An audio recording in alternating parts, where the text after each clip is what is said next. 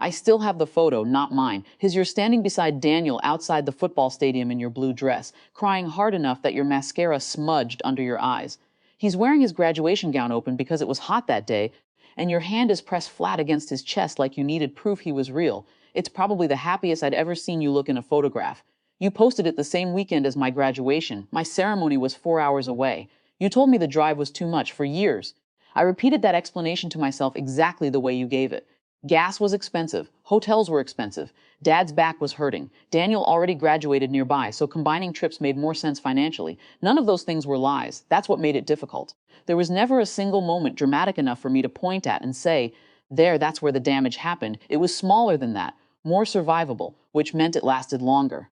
I remember standing outside the auditorium after my ceremony holding the rolled diploma while families took pictures around me. One of my professors asked if my parents were parking the car. I said they couldn't make it. She nodded politely, but then she stayed beside me an extra minute longer than necessary. I think she understood something I was still trying not to understand to myself. The strange thing is, I didn't even cry that day. I had already practiced not expecting too much from people by then.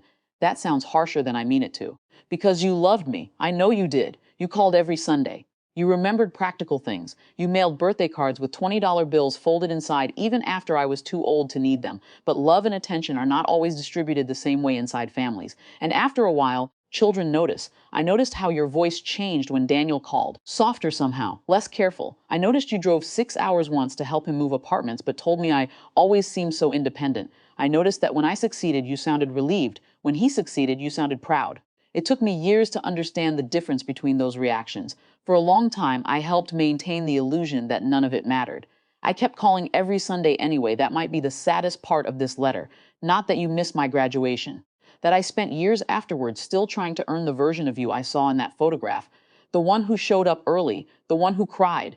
The one who looked overwhelmed by love instead of obligation. When the college gave me the Community Leadership Award last year, I almost didn't invite you. Not to punish you. I was just tired of preparing myself for disappointment in advance. But you came. You sat near the front beside faculty members and local officials in that quiet way you always carried yourself at formal events, hands folded tightly in your lap like you were afraid to take up space. I remember watching you before the ceremony started, older now, smaller somehow, and nervous. That surprised me. The dean introduced me with far more warmth than I expected. She talked about the mentorship program, the student outreach work, the years I spent staying late with struggling students nobody else had time for. Then she said something that stayed with me afterward. She has a rare ability to make people feel remembered. The audience applauded. I looked at you instinctively.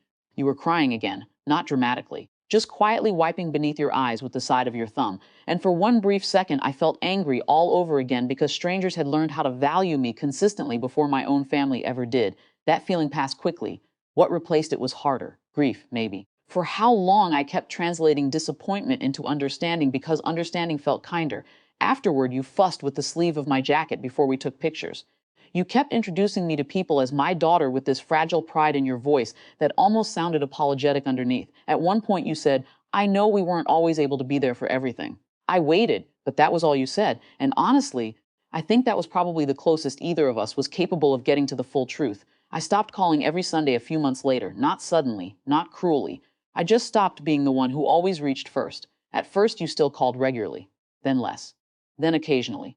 Now we speak every few weeks. The conversations are pleasant, careful, real in small doses. I think we both understand something now that neither of us can comfortably say aloud. A relationship can survive disappointment and still never fully return to what it could have been before people learned how uneven love felt inside it. I still have the graduation photo saved on my phone. Sometimes I think about deleting it, but I never do.